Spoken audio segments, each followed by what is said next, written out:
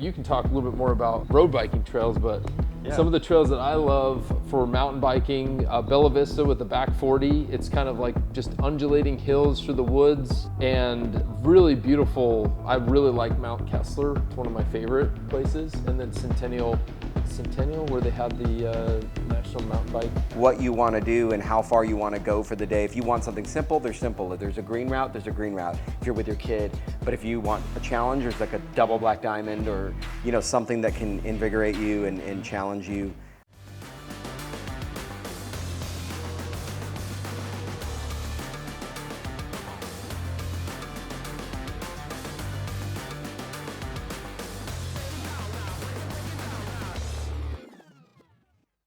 Welcome to today's episode of the Northwest Arkansas Real Estate Podcast. I'm one of your hosts, Nate Need. This is my co-host, Eddie Garcia. We are realtors here in Northwest Arkansas, bringing you up to date and up to speed on all things NWA, Bentonville, Rogers, Fayetteville, and beyond.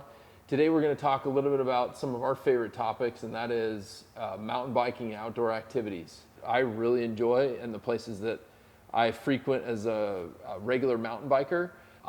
I have mountain biked probably for the last 20 years, but have not done it as regularly here as regularly in my past as I have here. And part of that is just the accessibility of all the mountain biking trails. It's been deemed, I think it's like that they've self-proclaimed themselves here in the area as the mountain biking capital of the world, or mountain biking mecca. And those of us that love mountain biking have taken full advantage of the millions of dollars that the Walton Foundation has put into the trails here. I mean, and you can talk a little bit more about road biking trails, but some of the trails that I love for mountain biking, Bella Vista with the back 40, it's kind of like just undulating hills through the woods and really beautiful areas where you're going down into gullies where there are streams flowing out. And if you're into that kind of ride where you're going kind of cross country, but ups and downs, a lot of ups and downs, and gives you good exercise. I think the back 40 is 22 miles to do the whole loop. And there are a couple other sub loops in there that if you combine them together, you can go probably 50, 60 miles, which is a decent amount on a mountain bike. Wow. And it's great exercise. If you do it in the heat of the summer, bring lots of water, because we've had issues with that in the past. That's a great place to go if you're leaving early in the morning on a weekend morning, on a Saturday. The Slaughter Pen Trail system is probably the most well-known because it's right in close proximity to downtown. And you've got, it starts at Compton Gardens and then goes down to A Street down by the freeway. But then it also, if you're adventurous, it kind of quasi-connects. At least it used to, until the water system eroded everything, but connected up with the Bella Vista Trail system over at Blowing Springs, which Blowing Springs is another really great loop that you can do and camp there. Kohler Mountain Bike Preserve, I'm just rambling off all this stuff. Slaughter Pen has some great features, lots of berms. They're constantly doing work on it. After the storm this year, they've spent a lot more time cleaning it up than actually grooming the trails. But they have this thing called the Castle, which is a hub at the very top, right off the freeway, that people love to go down. You just session there and go multiple times. If you head a little bit farther east, it's not much farther east, is Kohler Mountain Bike Preserve. They've got the Airship Coffee Shop. Yeah. It's really hipster right in the middle there. I know Eddie does a lot of running there. I've run there quite a bit on the Rise, which is a nice staircase. It goes up the mountainside. Up and up. You just go up and down, man, get your burn on.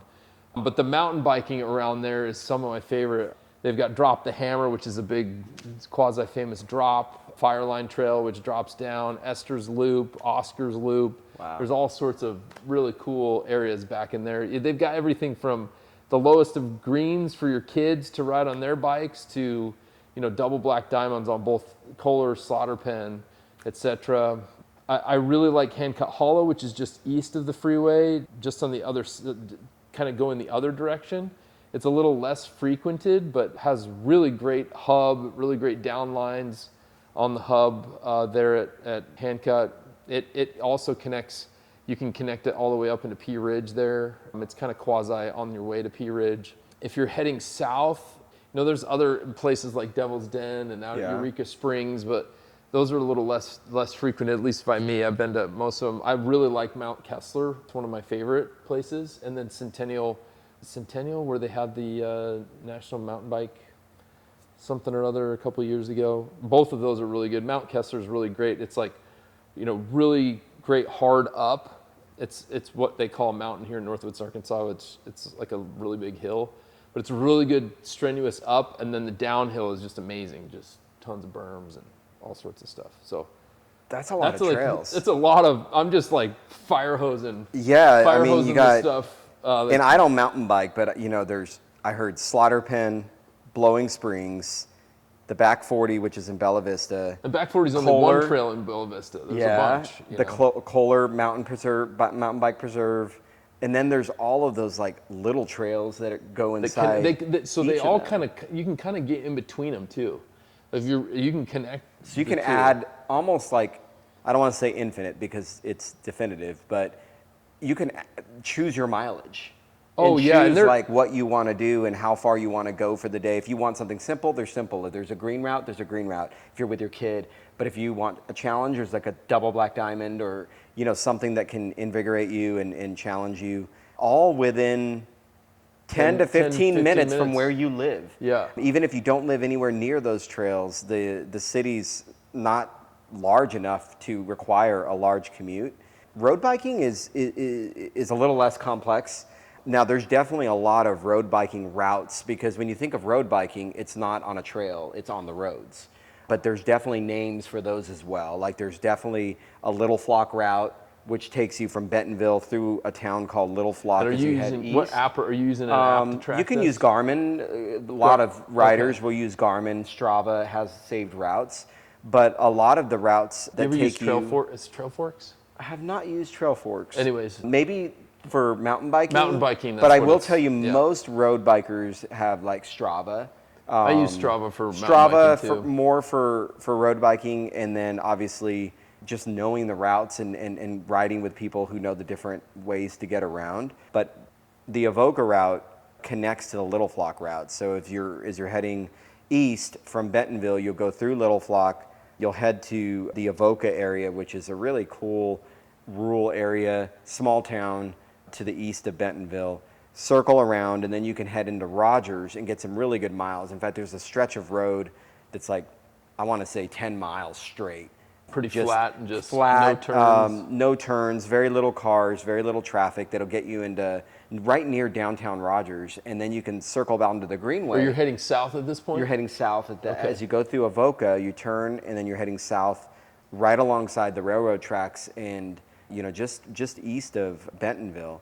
And then you head into Rogers downtown, and then you connect to the Rogers Greenway, and then it's limitless. You can go on the Rogers Greenway to the Razorback Greenway and go to Fayetteville.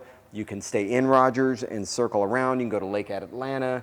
You can go back into Little Flock and down through an area that will take you And this is all east of the Greenway, right? It's all east of the Greenway, but when you circle back through Rogers and you go through the Rogers Greenway, there's multiple outputs where you can go to Fayetteville, or you can go to Bentonville straight west, or you can go to Bentonville north and hit Little Flock. And then there's a back way through Little Flock where you can go through and hit Kohler. So basically it takes you through Bella Vista, and then you go through the paved part of Kohler. That's right. It takes you up through Bella Vista, up Peachtree Orchard Road. Oh yeah, and I know where you're talking. Right into the heart of the Kohler Mountain Biking Preserve. And then there's also a lot of routes that go west and towards Highfill, Morningstar. Yeah, Morningstar is a very long road that goes from Regional Airport Boulevard and just heads south. You can take that road for miles and miles. And there's a huge television tower as you head west of the city that a lot of people, they call it TV Tower route, where you can take, you know, Morningstar all the way out through that hilly countryside and through the areas there and go up towards that TV star or TV antenna. But there's a lot of different routes. And obviously just biking in town through the main streets here, it's a very, you know, cyclist friendly area to be in. Cars typically yield. Things are, you know, I I've had some encounters, but usually it's from people who aren't from here. I think everyone expects to see cyclists around, but yeah. Two things along the same lines too is the farther out you get, the less happenstance you're gonna have, and less issue you're gonna have running into cars. But also, if you've got a good gravel bike, there's the roads get more rural the farther out you go, and you can kind of just cruise, and you know, because there's a lot more emphasis now on getting gravel bikes, just as a general rule. I think it's the flexibility. I mean, you could be on the road and then all of a sudden say, you know what, I'm just going to take this gravel shortcut, or kind of go a different route. Whereas if you're on a strict road bike, it's probably not smart to do. Yeah. So there is definitely a lot of folks out there on the greenways and that are using gravel bikes or hybrid bikes to get around. A couple things to say is, if you're coming to town, you should definitely check out YT Industries. They've got that big showroom that you can rent a bike for like 3 hours for free. Road, mountain, e-bike, hybrid, whatever bike that you want to try, and they'll just let you ride with it for free. It's awesome. So if you're really wanting to try an e-bike out. The second thing is that, you know, if you're coming into town and want someone to show you the ropes a little bit, I'm always looking for people to go with. And it's interesting, I've met a ton of really interesting people on the trails.